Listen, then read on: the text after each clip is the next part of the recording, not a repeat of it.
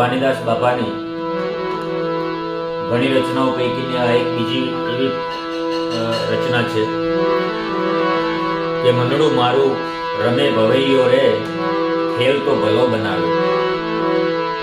આ વાણી પ્રતિકાત્મક છે, રૂપાત્મક છે અને